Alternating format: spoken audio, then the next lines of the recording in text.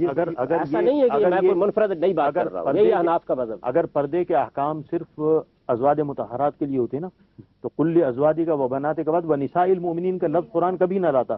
قرآن تو اللہ کا کلام ہے، یہ پھر خلط ببس ہے۔ ایک ازواج مطہرات کے لیے احکام ہے اور ایک احکام وہ ہے جو ایک مخصوص صورتحال میں سب مسلمان خواتین کو دیے گئے۔ تو یہ ہم تو پردے پہ بحث کر رہے ہیں نا، تو پردے کے تین احکام ہو گئے نا، یعنی ابدی احکام ایک وقتی ضرورت کے تحت سب کو دیے گئے۔ جو جلابیب کا حکم ہے وہ مسلمان عورتوں کے لیے ہے جی تھا، لیکن اس میں چہرے کا نقاب شامل ہے نا۔ چہرے کا میں عرض کر رہا ہوں، بالکل میں اختلاف نہیں کر رہا۔ تشریف فرما ہے محترم جاوید احمد غامدی صاحب۔ سلامتی ہے ان آنکھوں پہ جو ہدایت پہ نظریں جمائے بیٹھی ہیں، ان کانوں پہ جو ذکر خیر کے منتظر رہتے ہیں، اور ان قدموں پہ جو ہدایت کی راہ پہ گامزن ہیں۔ خواتین حضرات، جاوید احمد غامدی صاحب بھی اس ملک کا معروف اور مشہور نام۔ خواتین حضرات کئی بار الف میں آ چکے ہیں، ممتاز محقق ہیں، علمی ادبی موضوعات پر گہری نگاہ۔ تشریف فرما ہے محترمہ طیبہ یوسفی صاحبہ۔ خواتین حضرات، طیبہ یوسفی صاحب الف میں آج پہلی مرتبہ تشریف لائی ہیں، لیکن قرآن فہمی اور قرآن آپ کا بنیادی موضوع۔ ہمارے ملک میں قرآن کی تعلیم جو خواتین اور حضرات دے رہے ہیں، ان میں آپ کا شمار، ہم آپ کو خوش آمدید کہتے ہیں۔ خواتین حضرات، چوتھا اور آخری نام اس پروگرام کا محترمہ فوزیہ وہاب صاحبہ۔ خواتین حضرات، فوزیہ وہاب صاحبہ بھی الف کا ایک پرانا نام ہے، پچھلے پروگرام میں تشریف لا چکی ہیں اور آپ کی گفتگو سے ہم سب نے استفادہ کیا۔ MNA ہیں، پاکستان میں اور بیرون ملک پاکستان کی کئی کانفرنسز میں نمائندگی کر چکی ہیں، صاحب نظر ہیں۔ خواتین حضرات، پروگرام کا آغاز ہم مولانا اسد تھانوی صاحب سے کرنا چاہیں گے۔ مولانا اسد تھانوی صاحب، جیسا کہ آج کا موضوع اسلام میں پردے کا تصور کیا ہے، آپ یہ فرمائیے کہ اللہ تعالیٰ نے مسلمانوں پر دین کے حوالے سے جو پردے کے احکامات نازل فرمائے ہیں، جو تصور پیش کیا ہے، وہ کیا ہے؟ اگر اسلام کا اور اس سے پہلے کی شریعتوں کا مطالعہ کیا جائے تو ہر شریعت میں اللہ تعالیٰ نے خواتین کے لیے پردے کو لازمی قرار دیا ہے۔ قرآن پاک میں تذکرہ حضرت موسیٰ علیہ السلام کا کہ جب مدین تشریف لے جا رہے تھے تو وَوَجَدَ مِن دُونِهِمُ امْرَأَتَيْنِ تَذُودَانِ قَالَ مَا خَطْبُكُمَا قَالَتَا لَا نَسْقِي حَتَّىٰ يُصْدِرَ الرِّعَاءُ وَأَبُونَا شَيْخٌ كَبِيرٌ، کہ لوگ اپنے جانوروں کو پانی پلا رہے تھے تو دو خواتین علیحدہ ایک طرف کھڑی ہوئی تھی، تو حضرت موسیٰ علیہ السلام نے ان سے سوال کیا تو انہوں نے کہا کہ لوگ جب یہاں سے فارغ ہو کے چلے جائیں گے تب ہم جا کر اپنے بکریوں کو پانی پلائیں گے۔ تو معلوم ہوا کہ پردے کا جو تصور ہے وہ انبیاء ما سبق کے زمانے میں بھی رہا ہے۔ پھر جناب رسول اللہ صلی اللہ علیہ وسلم کے ذریعے اللہ تعالیٰ نے جو دین کی تکمیل فرمائی اور جو شریعت کو مکمل کیا، اس میں خواتین کو پردے کے لیے قرآن پاک میں تقریباً 7 آیتیں ہیں جن میں واضح احکامات ہیں پردے کے، اور 70 کے قریب احادیث ہیں جس میں جناب رسول اللہ صلی اللہ علیہ وسلم نے خواتین کو، مسلمان خواتین کو پردے کا حکم دیا ہے۔ اور خواتین کو جو پردے کا حکم ہے تو اس کو ہم 3 مختلف درجات میں اس کو تقسیم کر سکتے ہیں۔ پہلا درجہ تو ہے جو قرآن نے کہا ہے کہ وَقَرْنَ فِي بُيُوتِكُنَّ وَلَا تَبَرَّجْنَ تَبَرُّجَ الْجَاهِلِيَّةِ الْأُولَىٰ، کہ قرآن کہتا ہے کہ خواتین کے لیے سب سے بہتر بات تو یہ ہے کہ وہ گھر کے اندر رہیں، گھر کو سنبھالیں، خاندان کو سنبھالیں، بچوں کو سنبھالیں۔ وَقَرْنَ فِي بُيُوتِكُنَّ، اور گھروں میں رہیں، وَلَا تَبَرَّجْنَ تَبَرُّجَ الْجَاهِلِيَّةِ الْأُولَىٰ، اور وہ جاہلیت کے زمانے کی طرح گھروں سے باہر نہ نکلے۔ دوسرا درجہ یہ ہے کہ اگر کسی ضرورت کی وجہ سے خواتین کو گھر سے باہر نکلنا پڑتا ہے تو قرآن میں آیت وَلَا يُبْدِينَ زِينَتَهُنَّ إِلَّا مَا ظَهَرَ مِنْهَا، کہ قرآن کہتا ہے کہ پھر گھر سے باہر نکلیں تو اپنے زینت اور اپنے اعضاء میں سے ما سوائے ان کے جو ظاہر ہیں ان کو باقی کو ظاہر نہ ہونے دیں۔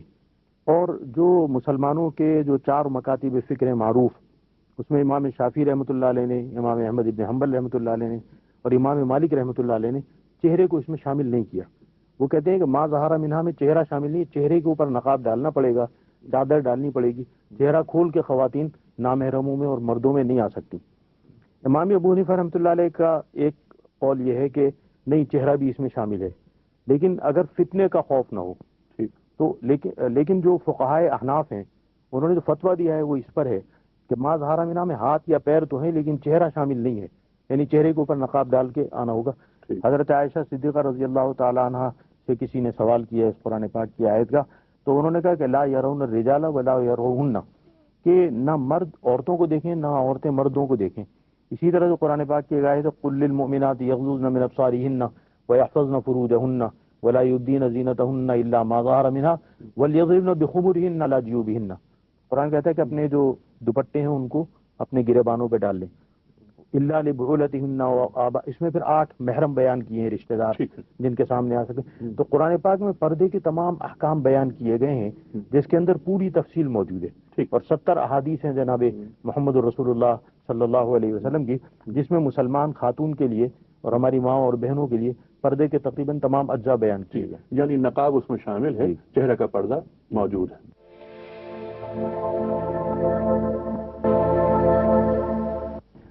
جابر غانوی صاحب، الا ما ظہر منہا کی بات ہوئی، آپ نے فرمایا کہ صاحب اس میں نقاب شامل ہے. آپ کیا سمجھتے ہیں؟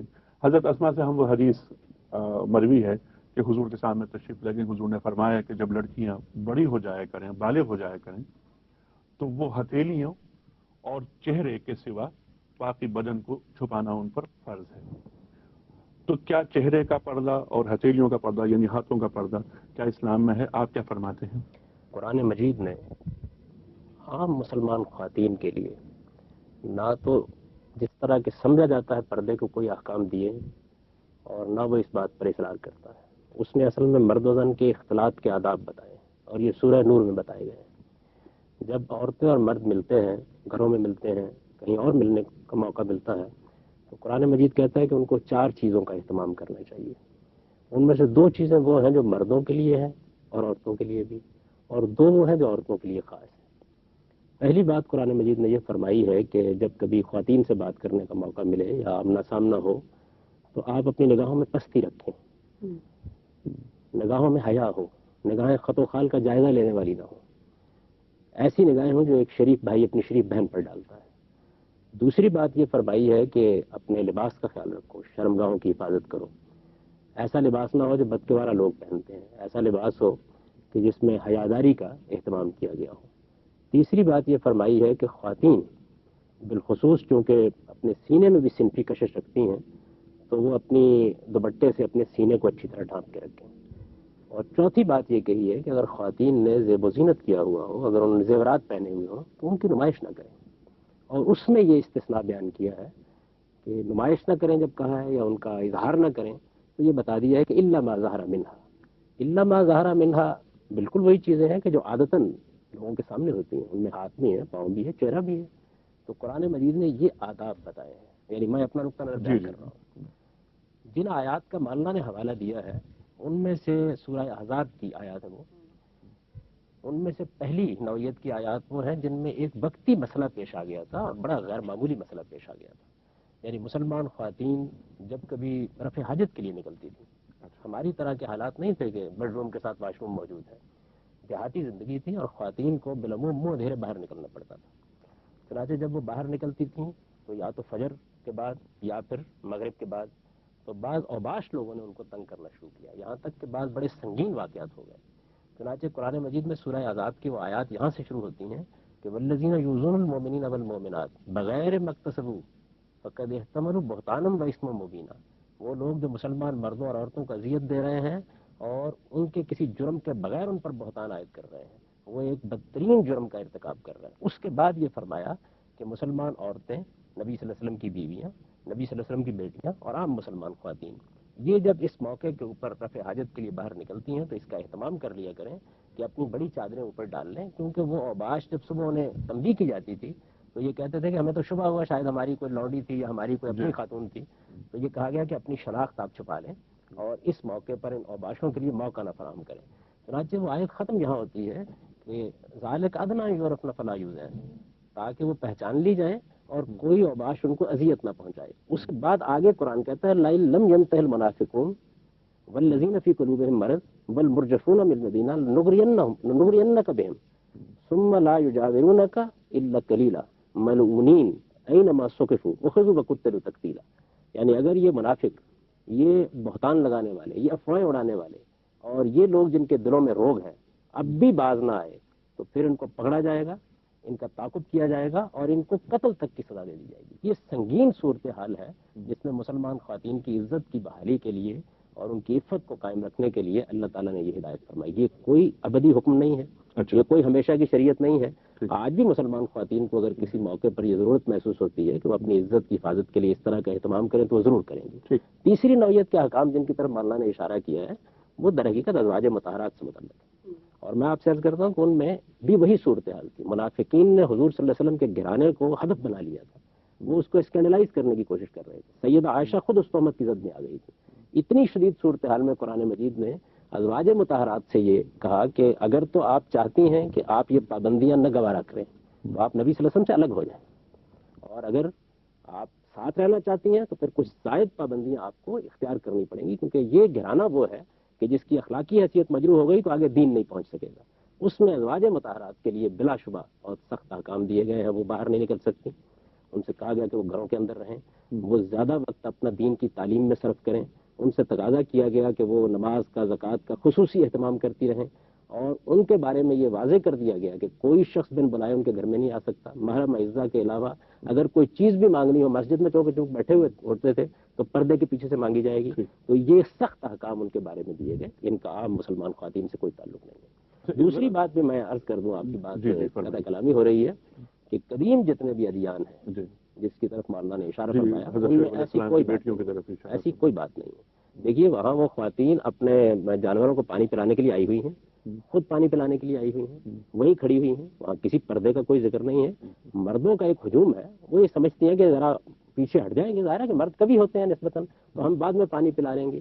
اس سے پردے کا استنباط ہرگز نہیں ہو سکتا. انجیل کو آپ پڑھ لیجئے, تورات کو پڑھ لیجئے, زبور کو پڑھ لیجئے, قدیم صاحب کو پڑھ لیجئے, میں طالب علم ہوں کا, کسی جگہ آپ کو کوئی شائبہ بھی اس کا نہیں ملتا.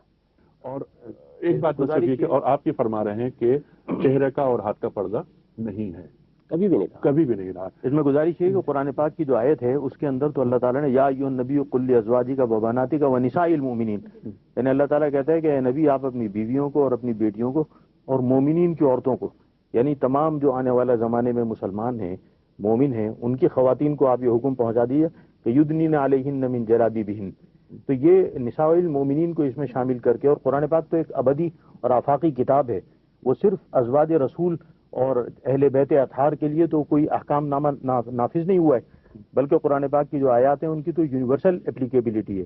جب تک دنیا میں انسان ہے جب تک کے لیے قرآن پاک کی آیات ہیں. تو وہ نساء المؤمنین اور یدنین علیہن من جلابیبہن. بات یہ ہے کہ بہت سارے جو ہمارے لوگ ہیں, اصل قرآن پاک کی جو تشریح ہے وہ تو وہ بہتر سمجھی جائے گی جو عبداللہ ابن مسعود اور عبداللہ ابن عباس رضی اللہ تعالیٰ عنہ نے کی, یا جو چاروں ہمارے ائمہ ہیں, امام ابو حنیفہ وغیرہ, جیسے میں نے آپ کے سامنے عرض کیا. اگر میں یا آپ یا کوئی آدمی اس کی رائے سے اختلاف کرتا ہے تو ایک آدمی کی رائے ہو سکتی ہے, لیکن وہ امت مسلمہ کے اوپر اس رائے کو آپ مسلط نہیں کر سکتے. اور دور جدید کے جو لوگ ہیں جنہوں نے اس کے اندر فرق کیا ہے وہ اصل میں سطر اور پردے کو خلط ملط کر گئے, کیونکہ قرآن پاک میں اس پر ہم ابھی آگے آتے ہیں کہ صاحب اس میں یہ حجاب سے کیا مراد ہے, پردے سے کیا مراد ہے, جلابیب کسے کہتے ہیں, لباس سے کیا مراد ہے. میں چاہتا ہوں ذرا سا یہ محترمہ طیبہ یوسف صاحب اس گفتگو میں آئیں. آپ یہ فرمائیے کہ مولانا اسد تھانوی صاحب یہ فرماتے ہیں کہ چہرے کا پردہ اور ہاتھ کا پردہ شامل ہے. جابر غامدی صاحب فرماتے ہیں کہ نہیں ایسا نہیں ہے اور سوال ہی پیدا نہیں ہوتا, وہ وقتی احکام تھے. آپ کی کیا رائے ہے؟ میں آپ ہی کی بات کو آگے لے کے چلتی ہوں. آپ نے جو سورہ احزاب کی آیات بتائی تو بہت مختلف بات ہے کہ پہلے سورہ احزاب کی آیت نمبر 32 اور 33 میں اللہ تعالیٰ نے اے نبی کی بیوی ہو, تم کچھ عام عورتوں کی طرح نہیں ہو, یہاں یہ لفظ یوز ہوا ہے, اور یہاں پر ہوا ہے اپنی بیویوں مسلمان عورتوں سے کہہ دیجئے. صاف ایک بات واضح ہوتی ہے, وہی بات جو اسد تھانوی صاحب فرما رہے ہیں. ٹھیک ہے. اور اگر یہ شریعت ان کے کہنے کے مطابق صرف اس خاص وقت تک کے لیے تھی تو یہ آیات منسوخ میں آئیں گی, اور اگر یہ آیات تنسیخ میں ہیں تو یہ آیات, آپ کو پتا ہوگا قانون تنسیخ کہ جو آیات حکم ختم ہو گیا ہے تو وہ آیات تنسیخ میں آتی ہے. یہ آیت مولانا بتائیے آیات تنسیخ میں آتی ہے؟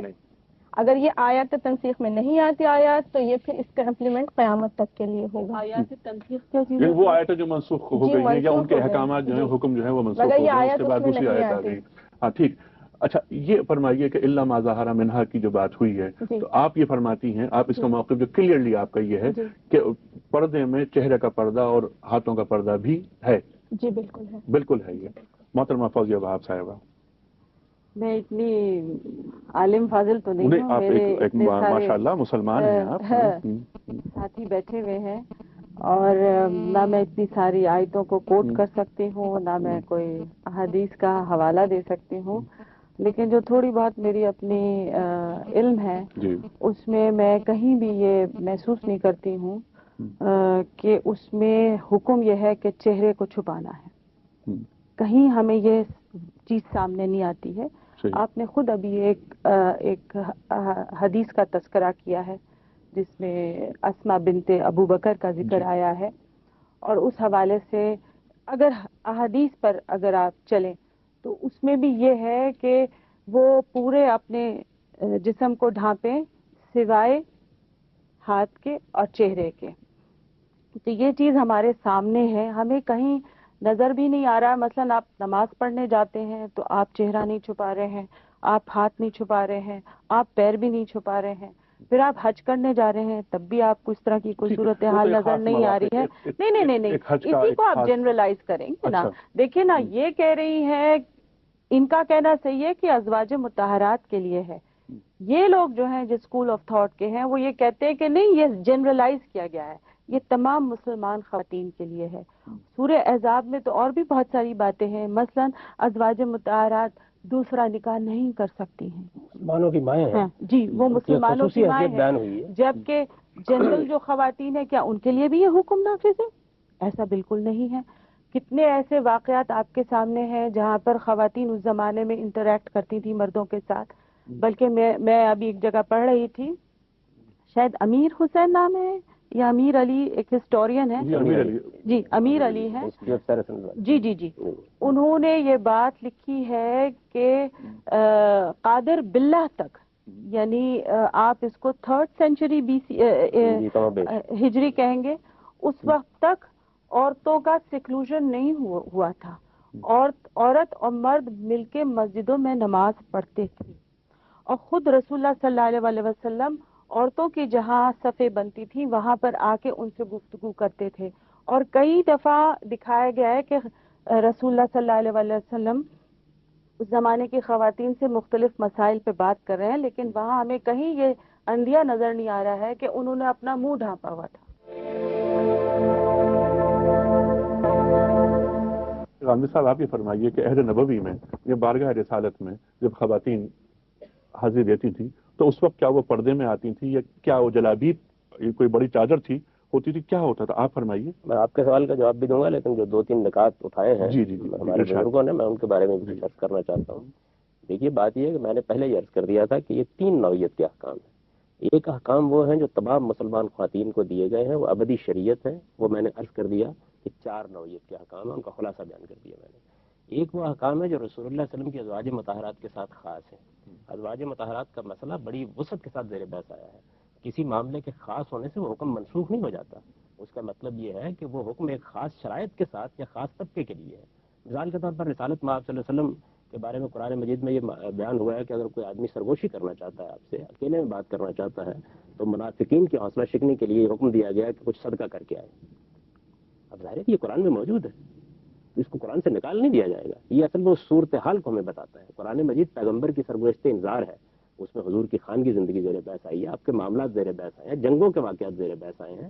تو اس کا یہ مطلب نہیں ہوتا ہے کہ کسی حکم کو جب آپ شرائط و حدود کے ساتھ بیان کر رہے ہیں تو وہ منسوخ ہو رہا ہے. ایک تو میں عرض کروں. پھر میں نے عرض کیا کہ ایک تیسری نوعیت احکام کی، وہ احکام وہ ہیں جو مسلمان خواتین کو دیے گئے ہیں. ان میں حضور کی ازواج بھی شامل ہیں، ان میں آپ کی بیٹیاں بھی شامل ہیں، اور ان میں عام مسلمان خواتین بھی شامل ہیں. لیکن وہ احکام ایک وقتی تدبیر کی حیثیت رکھتے ہیں. ایک سنگین مسئلہ جب پیش آ گیا تو اس میں بعض ہدایات دی گئی. ان کا تعلق بھی اسی ابدی معاملے سے نہیں ہے. اس کی تردید کے لیے اتنا کافی نہیں ہے کہ مسلمان خواتین کو کہا گیا. کس پس منظر میں کہا گیا؟ میں نے آپ کو اس کے پہلے کی آیت سنائی. پہلے کی آیت کا مفہوم یہ ہے کہ وہ لوگ جو مسلمان عورتوں اور مردوں کو اذیت پہنچا رہے ہیں اور بہتان لگا رہے ہیں ان کے اوپر، ان کو معلوم ہونا چاہیے کس درجے کا گناہ کر رہے ہیں. درمیان میں یہ حکم دیا گیا ہے، اور حکم دینے کی وجہ بھی یہ بتائی گئی، صنفی کشش نہیں بتائی گئی. یورپ نہ فلا یوزین، یعنی تاکہ وہ پہچان لی جائے اور کوئی اوباش ان کو اذیت نہ دے. آپ صورتحال کو دیکھیے. بالکل ٹھیک ہے. خاتمہ اس پر کیا گیا ہے کہ اس کے باوجود یہ منافقین باز نہ آئے اور یہ افواہیں پھیلانے والے باز نہ آئے تو ہم ان کو قتل کی سزا دے دیں گے. مجھے بتائیے کہ اس سنگین صورتحال کا آپ اندازہ کر سکتے ہیں؟ تو یہ نوعیت ہے. ٹھیک ہے، لیکن اس بات سے تو اختلاف آپ دونوں کر رہے ہیں. لیکن آپ یہ فرماتے ہیں کہ یہ عارضی احکام تھے. حسن تھانوی صاحب اور طیبہ صاحبہ یہ کہتی ہیں کہ صاحب یہ ابدی اس میں مانویت پر دلالت کر رہے ہیں. جو میسج ابدی ہے اس میں میسج کیا ہے کہ جو قرون اولیٰ کا زمانہ ہے، صحابہ کرام کا زمانہ ہے اور ذخیرہ احادیث ہے، اس کا آپ مطالعہ کریں. اس کے بعد جو علماء امت ہیں، میں سب پہ تبصرہ کر دیتا ہوں، بھی کر دیتا ہوں. اس کے بعد چاروں فقہا کی آرا ہیں. اس کے بعد 1400 برس سے جو امت مسلمہ کا ایک تعامل چلا آ رہا ہے، دنیا کے جتنے بھی مسلمان ملک ہیں ان میں جو عموماً خواتین کا تعامل چلا آ رہا ہے وہ قرآن پاک کی ان آیات کے اوپر عمل ہے. بلکہ آج سے 60-70 برس پہلے یہ پردے زیادہ وہ تھا کہ بسا اوقات انسان کے گھر میں بچی ہوتی تھی اور رشتہ داروں کے علاوہ محلے والوں کو پتہ بھی نہیں ہوتا تھا. نہیں، یہ تو کلچر کی بات ہے نا، یہ تو کلچر کی بات ہے. یہ اسلام کا کلچر ہے. ہمیں قرآنی آیات اور احادیث کو پڑھ کر اس سے کلچر ڈیولپ ہوا، نسل در نسل چلا. 1400 برس گزرنے کے باوجود آج بھی وہ اتنا زبردستی کے ساتھ موجود ہے اور پوری دنیا کے مسلمان ملکوں میں موجود ہے کہ یدنین علیہن من جلابیبہن، کہ شرفا کے معاشرے میں آپ دیکھیں خواتین عبایا پہن کے، خواتین برقع اوڑھ کے، خواتین چادر اوڑھ کر. دنیا میں آپ کہیں بھی ٹی وی پہ آپ پوری دنیا کے نظائر دیکھتے ہیں. نہیں تو اس وقت جب اسلام نافذ ہوا تھا تو اس وقت کی جو عرب کلچر تھا اس میں برقع تھا، لوگ پردہ کرتے تھے. عرب کلچر میں اگر برقع ہوتا تو یہ حکم کی کیا ضرورت تھی؟ یہ جو قرآن پاک میں وَإِذَا سَأَلْتُ، قرآن کہتا ہے نا وَإِذَا سَأَلْتُمُوهُنَّ مَتَاعًا فَاسْأَلُوهُنَّ مِنْ وَرَاءِ حِجَابٍ. اشرافیہ کی ساری خواتین برقع پہنتی تھیں، اپنا منہ ڈھانپتی تھیں. میں گزارش کر رہا ہوں نا کہ جبکہ دیہات کی عورت ایسا نہیں کرتی تھی اور وہی سلسلہ ابھی بھی چل رہا ہے. ہمارے دیہات میں آپ جائیے. گفتگو رہے گی جاری، لیکن آپ کی بات جہاں سے کٹی تھی غالب صاحب میں گزارش کر رہا تھا، میں یہ گزارش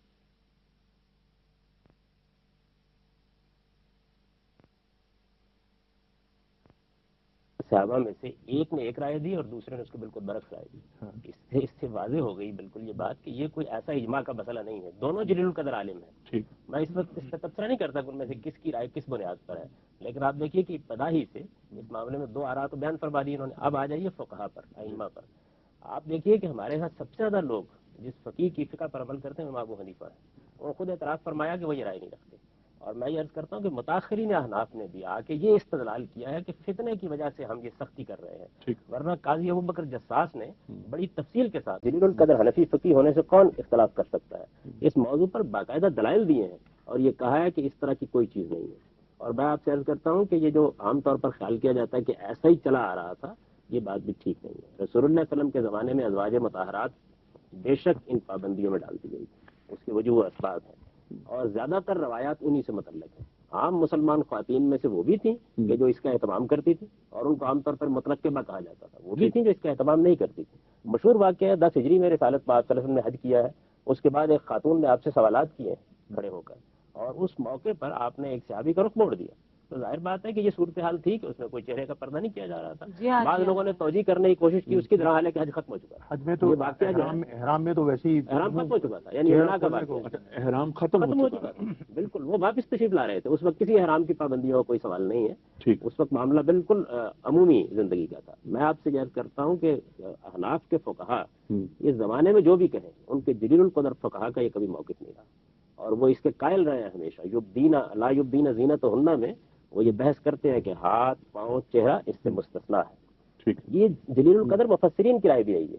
اچھا، زمخشری نے، آلوسی نے، دوسرے لوگوں نے وہ تمام آراء نقل کی ہیں. انہوں نے بتایا کہ یہ بارگاہ رسالت میں جب خواتین حاضر ہوتی تھیں تو وہ چہرہ ان کا کھلا ہوتا تھا، ان کے ہاتھ پاؤں کھلے ہوتے تھے، گفتگو کرتی تھی، بات کرتی تھی، اپنے مسائل پیش کرتی تھی. رسالت میں آپ صلی اللہ علیہ وسلم، میں آپ سے عرض کرتا ہوں کہ مبدہ میں روایت ہے کہ جب اجتماع ہو رہا تھا تو ایک خاتون نے ایک دوسرے صاحب سے کہا مجھے ذرا بتا دو کہ رسالت میں آپ صلی اللہ علیہ وسلم نے کیا کہا ہے. اپنے تمام معاملات میں ایسا ہی کرتی تھی.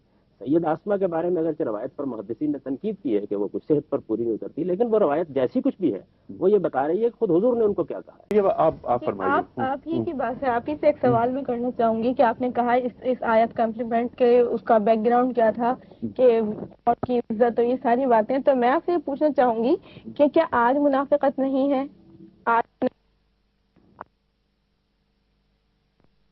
آج فتنے نہیں ہیں، عورت کو دیکھ کر آج کوئی تنگ نہیں کرتا.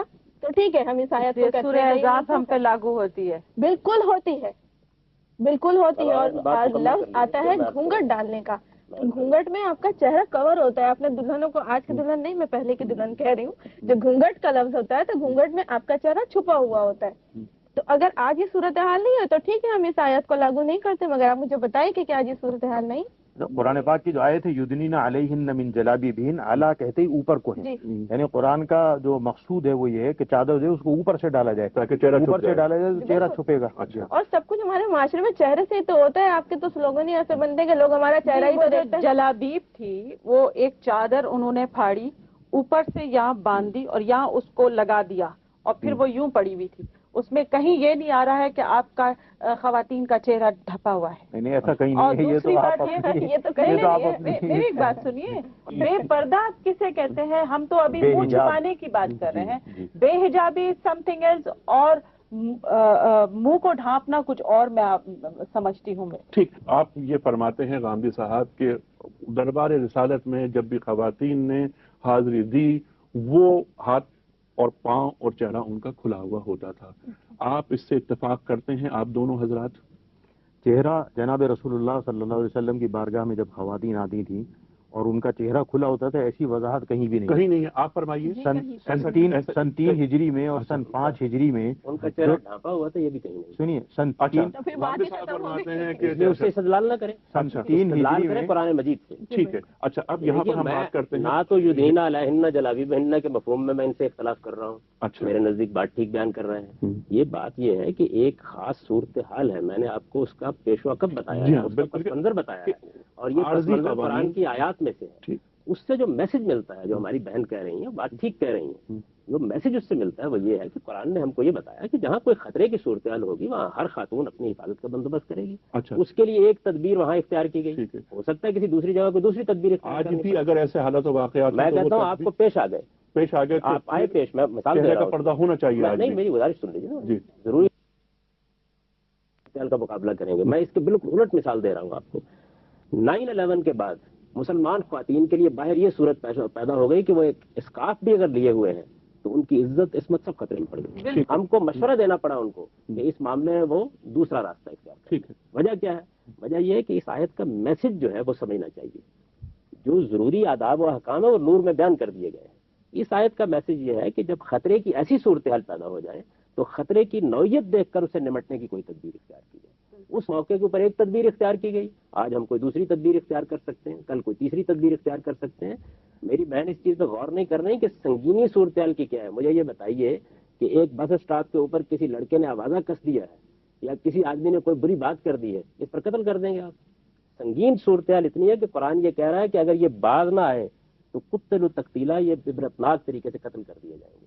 ایسی صورتحال میں دیے گئے احکام ہیں, ظاہر ہے وہ انہی شرائط انہی حدود کے ساتھ ہوں گے, اور ازواج مطہرات کے لیے ہی ہو سکتے ہیں. یہ تو خواتین بھی شامل ہیں. ازواج مطہرات کے لیے نسائل مومنین دیکھیے, میں نے آپ سے عرض کیا کہ مسلمان عورتیں, ازواج مطہرات, نبی صلی اللہ علیہ وسلم کی بیٹیاں, ان سب کو اس زمانے میں باہر جنگل پھرنے کے لیے جانا پڑتا تھا. یہ بڑی نازک صورتحال ہو جاتی تھی کیونکہ اس کے لیے نکلنا بھی فجر سے پہلے پڑتا تھا اور یا پھر مغرب کے بعد. تو منہ اندھیرے یہ صورتحال پیدا ہوئی. جب سب مفسرین نے اس کو بیان کیا, پورا واقعہ بیان کیا, ابن کثیر نے بیان کیا ہے, زمخشری نے بیان کیا, آلوسی نے بیان کیا, سب نے بیان کیا. تو یہاں یہ پس منظر ہے جس کے اندر یہ صورتحال ہوئی.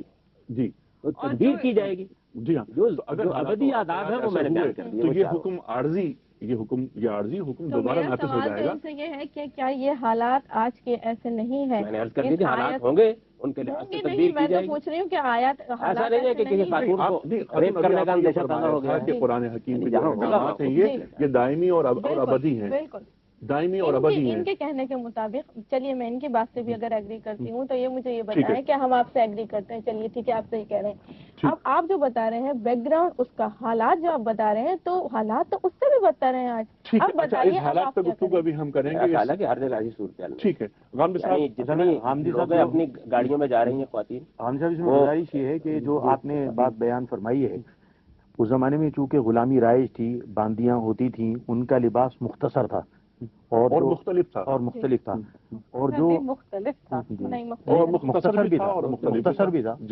یہ تو کتابوں میں لکھا ہے, مختصر بھی تھا اور مختلف بھی تھا. اور جو مسلمان خاندان تھے اور شرفا کے خاندان تھے اور آزاد لوگ تھے, ان کا لباس مختلف تھا. تو قرآن پاک میں جب یہ آیات نازل ہوئی تو خواتین کو جب کہا گیا کہ تم چادر اوڑھ کے نکلو اور یدنین علیہن من جلابیبہن ذالک ادنی ان یعرفن فلا یؤذین. تو اس آیت کا اصل جو اطلاق ہے وہ اس بات پہ ہے کہ جو حرہ اور آزاد خواتین ہیں اور جو مسلمان معاشروں سے تعلق رکھنے والی خواتین ہیں ان میں اور جو باندیاں ہیں ان کے اندر تمیز ہو. ناظرین اس وقت ہمارے ساتھ ٹیلی فون پر ممتاز عالم دین علامہ ذل صادق حسینی صاحب ہیں. ہم اسی موضوع پر علامہ صاحب سے ان کی رائے لیتے ہیں. السلام علیکم. وعلیکم السلام. آپ یہ فرمائیے کہ دین میں پردے سے ایک تو یہ کیا مراد ہے اور کیا چہرے کا پردہ اور ہاتھ کا پردہ اور پاؤں کا پردہ ہے یا نہیں ہے؟ دیکھیے پردے کے معنی یہ نہیں ہے کہ عورت کو غلاف اڑا دیا جائے اور کوئی اس کے اوپر خیمہ تان دیا جائے کہ بھائی وہ عزب معطل ہے ہم نے اسے گھر میں بٹھا دیا ہے، بلکہ حجاب اور ہے اور پردہ اور ہے.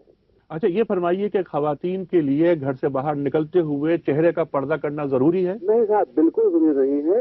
اس کی پوری تفصیل موجود ہے، سورہ احزاب میں دیا ہوا ہے، سورہ نور میں تو بہت ہی طویل تفسیر ہے، اور بالخصوص سورہ احزاب میں یہ دیا ہوا ہے کہ عورت جب گھر سے باہر نکلا کرے تو وہ اپنے چہرے اور گردن پر اپنی چادر کا گھونگھٹ لٹکا لیا کرے. وہ جلابیب کی بات جو ہوتی ہے، جلابیب کی بات ہے، یعنی جسے آپ اسکارف کہتے ہیں آج کے زمانے میں. اگر آپ سپاہی جعفریہ کی بات کر رہے ہیں تو یہ کہا جا سکتا ہے ہمارے یہاں کہ جتنا یعنی چہرہ، ہاتھ اور پاؤں حج کے دوران، عمرے کے دوران ان چیزوں کا کھولنا ہمارے یہاں واجبات میں ہے. یعنی چہرہ کھولنا، اگر چہرہ ڈھانک لیا ہے تو خانہ کعبہ کا طواف نہیں ہو سکتا ہمارے یہاں. ٹھیک ہے. اچھا علامہ صاحب یہ فرمائیے، آپ کے بارگاہ رسالت میں جب خواتین حاضری دیا کرتی تھیں تو ان کا چہرہ کھلا ہوا ہوتا تھا؟ ان کا چہرہ کھلا ہوا کرتا تھا. اچھا، چہرہ کھول کر جایا کرتی تھی. ٹھیک ہے. تو اس کا مطلب یہ ہو کہ آپ نے یہ وضاحت سے یہ بات کہہ دی کہ دین میں چہرے کا پردہ اور ہاتھ کا پردہ اور پیروں کا پردہ نہیں ہے سوائے اضطراری کیفیت کے. اب وہ یعنی عارضی حکم ہو سکتا ہے لیکن یہ کوئی دائمی اور ابدی احکامات کے زمرے میں یہ بات نہیں آتی. بہت شکریہ علامہ صاحب، میں بڑا ممنون ہوں آپ کا. السلام علیکم. ایک بات میں نے اور پہلے ذکر کرنے کی کوشش کی تھی. آپ دیکھیے کہ ایک ماں کا رشتہ جتنا مقدس ہے کوئی رشتہ نہیں ہوتا، اور جناب رسول اللہ صلی اللہ علیہ وسلم کے ازواج مطہرات روحانی مائیں ہیں جن کا درجہ جسمانی ماں سے زیادہ ہے، لیکن اسلام ان کے لیے بھی پردے کی پابندی لگاتا ہے. وہ کہتا ہے وَإِذَا قرآن میں وَلَا تَخْضَعْنَ بِالْقَوْلِ، قرآن کہتا ہے کہ نبی کی بیویوں جب تم سے کوئی آدمی بات کرے تو گفتگو میں نزاکت مت اختیار کرو، یعنی ایسے لہجے میں مت بات کرو کہ وہ بات کو لمبا کرنا چاہے. اور وَإِذَا سَأَلْتُمُوهُنَّ مَتَاعًا فَاسْأَلُوهُنَّ مِنْ وَرَاءِ حِجَابٍ، جب تمہیں کوئی بات کرنی ہو تو پردے کے پیچھے سے بات کرو. تو قرآن پاک کی یہ تمام ساتھ کی ساتھ آیات کے اسلوب کو آپ ایک ساتھ دیکھیں اور ذخیرہ حدیث کو ایک ساتھ دیکھیں تو اس سے تو عورت، آپ تو چہرے کی بات کرتے ہیں، عورت کی بول کا بھی پردہ ہے. بالکل، عورت کی بات کا بھی پردہ ہے. یہ ورائے حجاب کی بات، یہ تو قرآنی آیت ہے، حدیث بھی نہیں ہے، قرآنی آیت ہے. میں نے عرض کیا آپ سے، یعنی دیکھیے نا، بات یہ ہے کہ قرآن مجید کی آیات جو ہیں وہ کسی سورہ میں ہے یا الگ سے لکھی ہوئی ہیں. پوری سورہ احزاب کو آپ پڑھیے، وہ اصل میں ایک مخصوص صورتحال کا ذکر کر رہی ہے جس میں رسول اللہ علیہ وسلم کے گرانے کو اسکینڈلائز کرنے کی کوشش کی جا رہی ہے. منافقین باقاعدہ طور پر اس طاق میں ہے کہ کوئی راستہ ملے. اس میں ازواج مطہرات کو پہلے خطاب کر کے یہ کہا گیا ہے کہ لستن کاحد من النساء، تمہارا معاملہ عام عورتوں کا سے نہیں ہے، تم پیغمبر کی بیویاں ہو. پھر ان کو چوائس دیا گیا ہے کہ اگر یہ زائد پابندیاں آپ قبول کرنے کے لیے تیار نہیں ہیں تو آپ حضور سے الگ ہو جائیں. پھر یہ کہا گیا ہے کہ اگر یہ پابندیاں تم قبول کرتی ہو اور تم سے کوئی خرابی ہوتی ہے تو تمہیں دگنا عذاب دیا جائے گا، اور اگر تم نیکی پر قائم رہتی ہو تو دگنا اجر دیا جائے گا. اس پس منظر میں پھر انہیں کہا گیا ہے کہ اب یہ منافقین مسجد نبی میں ڈیر ڈالے ہوئے ہیں، یہ یہاں آتے ہیں، یہ اس گھر کو ہدف بنانے کی کوشش کر رہے ہیں. نہ آپ باہر نکلیں گی، نہ محرم اعزہ کے علاوہ کوئی بغیر اجازت کے گھر میں آئے گا.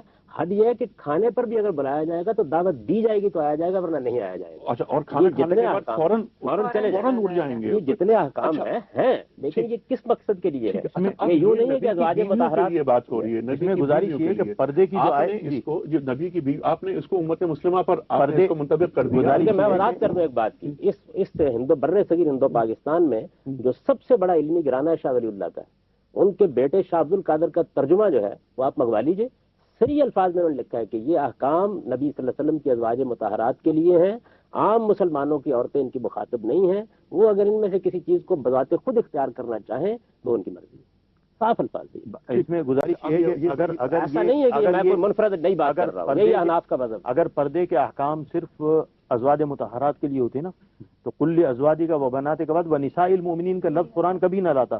قرآن اللہ کا کلام ہے. یہ پھر خلط ببس ہے. ایک ازواج مطہرات کے لیے احکام ہے اور ایک احکام وہ ہے جو ایک مخصوص صورتحال میں سب مسلمان خواتین کو دیے گئے. تو یہ ہم تو پردے پہ بحث کر رہے ہیں نا. تو پردے کے 3 احکام ہو گئے نا, یعنی ابدی احکام ایک وقتی ضرورت کے تحت سب کو دیے گئے. جو جلابیب کا حکم ہے وہ مسلمان عورتوں کے لیے ہے جی تھا, لیکن اس میں چہرے کا نقاب شامل ہے نا. چہرے کا میں عرض کر رہا ہوں, بالکل میں اختلاف نہیں کر رہا. میں کہتا ہوں پہلے میری بات کو متعین طور پر دیکھیے. ایک احکام وہ ہے جو قیامت تک ابدی ہے, وہ سورہ نور کے ہیں. ایک احکام وہ ہے جو مسلمان عورتوں کو اس وقت کی ایک مخصوص صورتحال میں اوباشوں کی زد سے بچانے کے لیے دیے گئے. دیکھیں میں آپ کو ایک فرق بتاؤں. ایک بات یہ بھی غالب صاحب آپ ہی کی بات کو آگے بڑھاتے ہوئے کہ سورہ احزاب پہلے نازل ہوئی اور سورہ نور بعد میں نازل ہوئی. میں آپ سے عرض کر رہا ہوں, میں آپ سے گزارش کر رہا ہوں کہ یہ تو خیر روایات کی بحث ہوتی ہے, اس میں فیصلہ کن بات کہنا بہت مشکل ہوتا ہے. اچھا, لیکن احکام اپنے پس منظر اور سیاق و سباق میں بتا رہے ہیں. غامدی صاحب آپ کو اس بات پہ بھی غور کرنا پڑے گا کہ جو قرآن پاک کی آیت ہے وَإِذَا سَأَلْتُمُوهُنَّ مَتَاعًا فَاسْأَلُوهُنَّ مِنْ وَرَاءِ حِجَاب, تو ازواج مطہرات سے سوال کرنے اور بات معلوم کرنے اور مسائل معلوم کرنے کے لیے یقیناً مسلمان آئیں گے, صحابہ کرام آئیں گے, اور وہ لوگ آئیں گے جو ان خواتین کے لیے اولاد کے درجے میں جن کی وہ روحانی مائیں ہیں.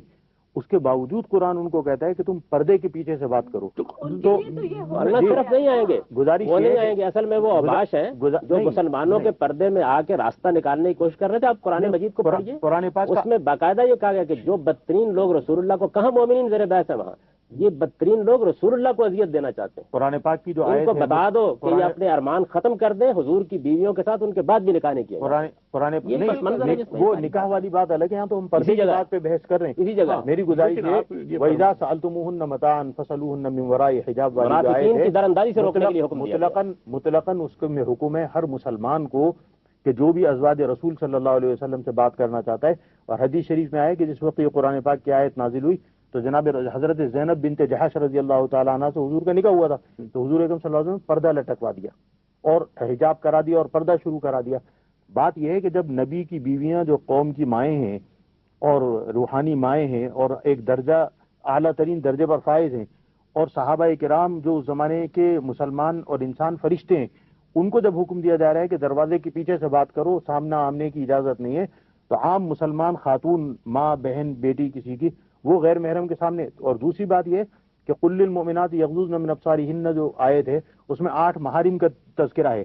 اگر یبدین زینتہن غیر محارم کے لیے بھی ہوتا تو قرآن یہ 8 محرم مردوں کو اور پھر 3 عورتوں اور بچوں وغیرہ کا ذکر نہ کرتا. ان موضوعات پر اور جو 8 محارم ہیں اس پر انشاءاللہ اگلے پروگرام میں گفتگو کریں گے. میں نے تو کہا ہے کہ جو سورہ نور کے احکام ہیں وہ ابدی احکام ہیں, ان میں 4 باتیں کہی گئی ہیں, وہ ہمیشہ کے لیے ہیں, ان کے بارے میں بحث نہیں. جی غامدی صاحب, بہت ساری باتیں ایسی ہیں جو اب تک گفتگو میں نہیں آئیں. انشاءاللہ ہم اگلے پروگرام میں آپ ہی کے ساتھ گفتگو رکھیں گے جاری. محترم ناظرین, پروگرام کا وقت محدود ہے لیکن بہت ساری گفتگو بہت اچھی چل رہی تھی, لیکن ہم اپنے مہمانوں سے گزارش کریں گے کہ وہ اگلے پروگرام پھر زحمت کریں, تشریف لائیں, اور تاکہ آپ کی گفتگو سے ہم استفادہ کریں. میں دل کی گہرائیوں سے مولانا اسد تھانوی صاحب, جاوید غامدی صاحب, طیبہ یوسفی صاحبہ اور محترمہ فوزیہ وہاب صاحبہ, آپ سب کو شکر گزار. آپ تشریف لائے. اپنے میزبان انیق احمد کو اجازت دیجیے. خدا حافظ. جس کو بھی ان کے دل و دماغ کی اصلاح کرنی چاہیے, ان کو قرآن کے احکام سنانے چاہیے, انہیں بتانا چاہیے کہ انہیں یہ کرنا ہے. کیوں آتی ہے کہ مرد ٹک ٹکی باندھ کے ان کو دیکھیں؟ کیا مطلب ان کی سہولت کے لیے ہم اپنے آپ آپ دیکھیے بہت اچھا آپ نے اس طرف اس کو موضوع کو لائے. میں آپ سے, چلیے ہم آپ سے اس بات پہ ایگری کرتے ہیں, آپ 70 کا کہہ رہی ہیں, آپ اس کا کہہ رہی ہیں. یہ بھی تو آیا نا کہ اپنی زیب و زینت کو دکھاتی نہ پھر زمانے جاہلیت کی طرح. اور آپ کے لیے زیب و زینت ہے, ہو سکتا وہ میرے لیے زیب و زینت نہیں. زیب و زینت اپنے زیورات, اور اس میں حدیث میں بھی آتا ہے کہ ایسے زیورات بھی نہ پہنے جن کی جھنکار کی آواز بھی آئے. ٹھیک ہے, جو 70 کا حدود آپ کہتے ہیں, ہاتھ ہیں, چہرہ ہے, بغیر میک اپ کے اتنا سب چھک کر جو عورت جا رہی ہے, میرا نہیں خیال کہ کوئی اس کو ٹک ٹکی باندھ کے دیکھے گا. اور جہاں تک بات آپ کہہ رہی ہیں کہ مزدور خواتین پیشہ لوگوں کی, اور ان کو دیکھ کے لوگ ٹک ٹکی باندھ رہے ہوتے ہیں. بھائی کیا بات کر رہی ہیں؟ نہیں. اچھا غامدی صاحب, یہاں پر ایک پوائنٹ یہ اٹھا, اس پہ ہم بات کریں گے ابھی, زینت کے اظہار کی. تو یہ اظہار زینت سے کیا مراد ہے؟ یہ بات یہ ہے کہ عورتیں دونوں صورتوں میں ہوتی ہیں، ایک سادگی سے، ایک معقول طریقے سے جیسے مرد باہر نکلتے ہیں وہ بھی نکلتی ہیں. ایک دوسری صورت یہ ہے کہ کسی تقریب میں کسی موقع پر بہت زیورات پہنے ہوئے ہیں، بہت بناؤ سنگار کیا ہوا ہے، اس میں قرآن مجید نے یہ کہا ہے کہ جو جسم کے حصے چھپے ہوئے ہیں ان کے زیورات اور بناؤ سنگار کی نمائش نہیں ہونی چاہیے. معقول بات ہے.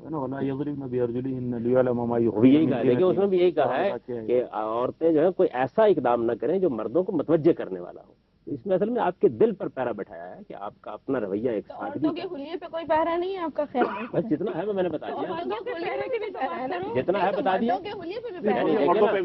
جتنا ہے بتا دیا ہے کہ ان کو غض بصر سے کام لینا ہے، ان کو اپنی شرمگاہوں کی حفاظت کرنی ہے، ان کو اپنا سینہ ڈھانپ کر رکھنا ہے، ان کو اپنے زیب و زینت کی نمائش نہیں کرنی. دونوں کے کام یہاں آپ بتا رہے ہیں نا. جی بتا رہے ہیں. آپ مردوں کا بتا رہے ہیں، اس میں جو بات ہے دو باتیں عورتوں سے متعلق ہے، دو مردوں سے متعلق. اچھا، اظہار زینت میں غام صاحب یہ فرمائیے کہ کیا یہ جو ہار ہے یا پرفیوم ہے کہ یہ اظہار زینت میں آتا ہے؟ جی بالکل آتا ہے. اس کے معاملے میں قرآن مجید کا منشا یہی ہے کہ ایک خاص حلقے سے باہر اس کی نمائش نہ کی جائے. اس کی نمائش. اور اس کے علاوہ مزید کیا اظہار زینت میں کیا کیا ہوتا ہے؟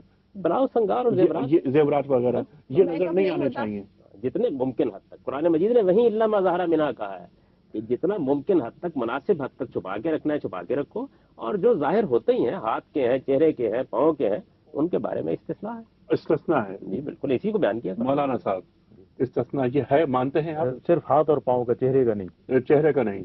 اچھا، یہ ہار وار اور یہ پرفیوم کا بھی ہے کہ پرفیوم آدمی ایسی نہ لگا کے نکلے کہ جو دوسروں تک پہنچے. ٹھیک ہے، خواتین کو ممانعت ہے. اچھا، ممانعت ہے خواتین کو. اچھا، اگر وہ یہ جو نیکلس وغیرہ اگر نظر آ رہا ہے تو وہ بھی نہیں، اس کو وہ بھی یعنی جو زیور ہے وہ نظر نہیں آنے چاہیے. جب چہرہ آپ ان کے کہنے کے مطابق اگر اتنا کور کر رہے ہیں، اسکارف انہوں نے کہا جیسے، اور وہ جو ذل صادق صاحب تھے انہوں نے بھی کہا اسکارف کی بات کی، تو اسکارف یہاں سے یہاں تک ہوتا ہے، تو انڈرسٹوڈ بات ہے کہ آپ کے زیورات اسی میں چھپ جائیں گے. ٹھیک، اس کی نمائش جی ہوگی ہی نہیں، مگر وہ بھی تو پہن کے نکلی ہے، تب بات ہے نا. ٹھیک. اچھا، مردوں کو جو سطر کے جو احکامات ہیں وہ جیسے فرمائے کہ ناف سے لے کر گھٹنے تک، اس کے علاوہ اور مزید کیا گفتگو فرمائیں گے آپ؟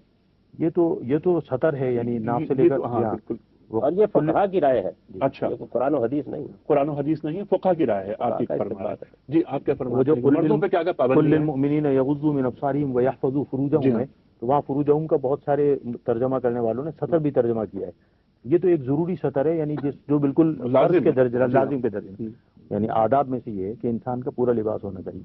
یہ اس کا تو اطلاق مردوں پہ بھی ہوتا ہے، جیسے فوزیہ کہتی ہے مردوں پہ مرد بالکل آزاد ہے، ایسے آزاد مرد بالکل نہیں. مرد اور عورت دونوں کے احکام ساتھ ساتھ ہیں قرآن پاک میں. احادیث شریف کو بھی آپ کبھی چیک کر لیجئے، آپ ان کی گفتگو دیکھا کریں، سارا کا سارا زور عورت پہ ہوتا ہے. اس کا پردہ نہیں ہے تو لہٰذا وہاں گناہ ہو گیا، یا گناہ ہونے کی امید ہے، یا یہ کہ آپ اٹریکٹ کرنا چاہتی ہیں. مطلب ہر چیز کے کونوٹیشن جو وہ نیگیٹو نہیں، عورت نہیں، اختلاط ہے جس میں مرد اور عورت دونوں ضروری ہے. دیکھیں نا، 50% مرد ہے، 50% عورت ہے. اسلام 50 کی بات ہو گئی یہاں پر، یہاں کچھ مساوات قائم ہو گئی. بات یہ ہے کہ اگر خالی ہی عورتیں ہوں گی اور مرد نہیں ہوں گے تو کوئی گفتگو ہی نہیں. پھر تو جب تک مرد نہیں ہوگا، مرد اور عورت دونوں ہوں گے تبھی تو گفتگو ہے. اسی لیے تو پردے کے لیے بات کر رہے ہیں کہ عورت مردوں میں نہ نکلے بغیر برقعے کے، بغیر چادر کے. یعنی یہ آپ کا کہنا تو کوئی مناسب بات نہیں ہے کہ سارا زور، اور کیونکہ مرد موجود نہیں ہوگا، صرف عورتیں ہوں گی، تب تو کوئی کلام ہی نہیں ہے نا. پھر تو کسی پردے کی ضرورت ہی نہیں ہے. بحث پھر تو جیو کے پروگرام کی ضرورت ہی نہیں ہے. ٹھیک ہے. اچھا غانوی صاحب یہ فرمائیے آپ کہ کیا بالوں کا پردہ ضروری ہے؟ کی بات یہ ہے کہ جو ہمارے ہاں تصور ہے کوئی بال ایک نظر نہیں آنا چاہیے عورت کا، یہ بات نہ قرآن میں بیان ہوئی نہ حدیث میں بیان ہوئی. اچھا، اور آپ اس چیز کو نہیں مانتے کہ بالوں کو پردے کی کوئی پابندی نہیں ہے قرآن و حدیث؟ کوئی واجبات میں سے نہیں ہے، مناسب ڈیسنٹ لباس پہننا چاہیے. حدود آپ کچھ بتا رہے ہیں تو سطر میں تو بال چھپ جائیں گے، آپ تو اپنی بات کے خلاف جا رہے ہیں. میں نے تو ایسی کوئی بات نہیں کی، میں تو فقہا کا موقف بیان کیا. میرے نزدیک تو سطر کے جتنے احکام بیان کیے جاتے ہیں میں کب سے کہہ رہی ہوں کہ طرح سے کوئی بنیاد ہی نہیں ہے. میں نے تو بار بار یہ کہا ہے نا قرآن میں. اچھا نہیں، آپ یہ فرمائیے طیبہ صاحبہ کہ کیا خواتین اپنے بالوں کو بالکل نہیں؟ فوزیہ صاحبہ آپ کیا فرماتی ہیں؟ عمل کے ہر مسلمان کے لیے لازم ہے کہ دین کیا کہتا ہے اس کو جانے. کیوں غامدی صاحب؟ مسلمانوں کی ایک بات ہے، مسلمانوں کی ایک تہذیب ہے. ہماری خواتین عام طور پہ سر ڈھانپ کے رکھتی ہیں. اس کو آپ تہذیب کے دائرے میں رکھیں گے تو بات سمجھ میں آئے گی. یہ کوئی واجبات میں سے نہیں ہے کہ آپ یہ کہیں کہ ایک بال نظر آ گیا تو پتہ نہیں خاتون کیا گناہ کر بیٹھے گی. اس طرح کی کوئی بات قرآن حدیث میں نہیں جی، ایسی بات نہیں ہے. ڈیسنسی ہے، نہیں جی، ایسی بات نہیں ہے. قرآن حدیث کی اگر آپ بات کریں تو مسلم کی حدیث ہے کہ فاطمہ بنت قیس کو جب وہ طلاق ہو گئی تھی اور ان کو جب مختوم کیا بھیجا گیا وہ نابینا تھے، تو آپ صلی اللہ علیہ وسلم نے کیا فرمایا تھا کہ اگر وہ سر سے دوپٹہ، جی نہیں، انہوں نے فرمایا تھا اگر تم سر سے دوپٹہ اتار کر رکھو گی تو تمہیں دیکھنے والا کوئی نہ ہوگا، کوئی گناہ نہ ہوگا. تو مطلب ہے کہ نامحرم کے سامنے، جی مسلم کی حدیث ہے، آپ اس کو نہیں کر ہر چیز کو اس کے موقع محل میں رکھیے. ایک خاتون کو یہ بتایا گیا تھا کہ آپ کو ایک گھر میں 24 گھنٹے بسر کرنے ہیں. جی. تو مردوں، غیر محرم مردوں سے ملنے میں جن آداب کا لحاظ کیا جاتا ہے وہ باعث مشقت ہو جاتے ہیں. اس میں آپ کو پابندی نہیں ہوگی کیونکہ نابینا ہے، آپ اطمینان سے رہ سکیں گے. یہ ایک موقع ہے، محل ہے. اس سے پردہ کہاں سے نکل آیا؟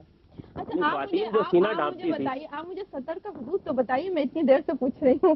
آپ کی نظر میں عورت کا سطر قرآن مجید نے یہ بتایا ہے کہ خواتین اور مرد دونوں کو اپنے شرمگاہوں کو بہت اچھی طرح ڈھانپ کے رکھنا چاہیے. مطلب عورت کتنی کھلی ہو سکتی ہے؟ یہی سطر ہے. مناسب لباس پہنا ہوا ہے بس کافی ہے. بالکل. آپ تو سب سے ہی آگے چلے گئے. مطلب ابھی تک تو صرف چہرے اور ہاتھ کا سطر کا آ رہا تھا، اب آپ کہتے ہیں بڑی تفصیل کے ساتھ دیکھتا ہوں. دیکھیے میں آپ سے عرض کروں کہ پہلے آپ آگے چلے گئے یا پیچھے نہ جائیے. یہ آپ باتوں کو علمی طریقے سے سمجھیے. میں نے ابھی آپ کو توجہ دلائی اور ہمارے مولانا کو بھی توجہ دلائی کہ آپ کے احناف کتنی بڑی تعداد میں آپ کا سب سے بڑا امام وہ رائے نہیں رکھتا جو آپ بیان کر رہے ہیں.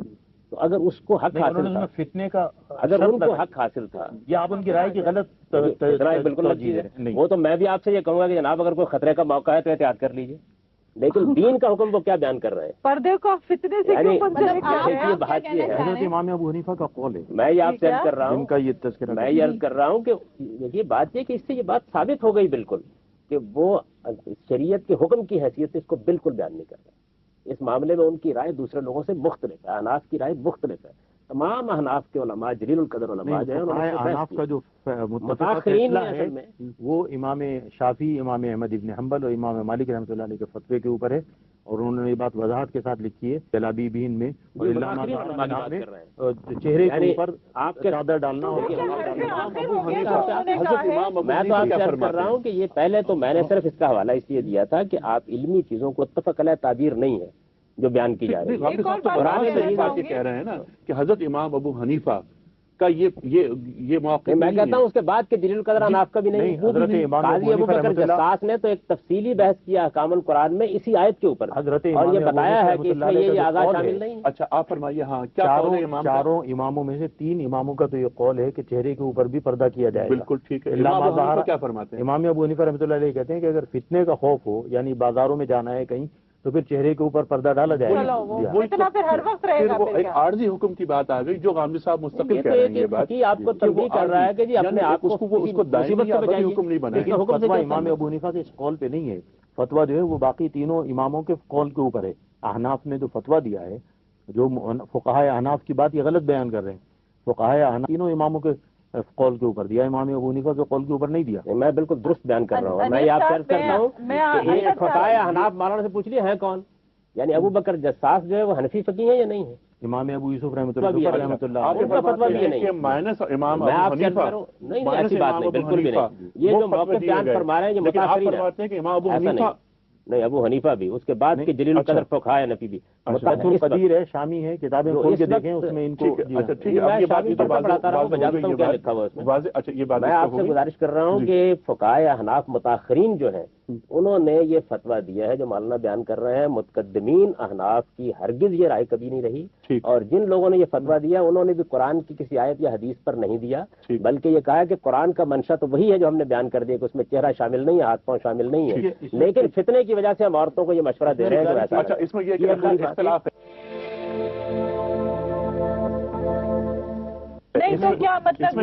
ہم اس کو ذرا سا آگے بڑھاتے ہیں. اس پہ اسد تھانوی صاحب کا اختلاف ہے. الا ما ظہر منہا کے بعد جب یدنین علیہن من جلابیبہن کی آیت کو آپ ایک ساتھ ملائیں گی نا، دونوں آیتوں کو ایک ساتھ ملا کر آپ احکام کو دیکھیں گے تو یعنی خالی قرآن پاک کا ترجمہ بھی اگر آپ پڑھیں تو سمجھ میں آ جائے گا کہ چہرے کا پردہ بھی اس کے اندر شامل ہے.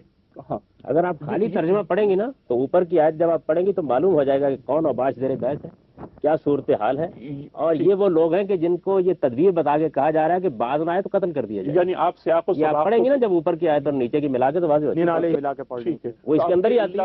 الا ما ظہر منہا کی جو بات ہے اس کی جو تفہیم آپ الگ لیتے ہیں، آپ الگ لے رہے ہیں، لیکن بہرحال یہ اپنا اپنا ایک زاویہ نگاہ ہے. جی، اب میں آخری سوال کرنا چاہ رہا ہوں اس پروگرام کا، اور محترمہ آپ سے میں یہ کروں گا. غالبی صاحب نے پچھلے پروگرام میں میرا خیال ہے کہ یا اس پروگرام میں ذکر کیا تھا کہ 9/11 کے واقعہ کہ صاحب وہ حجاب جو خواتین پہنتی تھی مغرب میں، تو اس تعلق سے ایسا وقت اگر آ جائے خواتین پر، مسلمان خواتین پر، تو مسلمان میرے خیال میں وقت کی نزاکت کو دیکھتے ہوئے جو صورتحال ہے اس کو ایکسیپٹ کریں. ایک تو اور حجاب ترک کر دیں.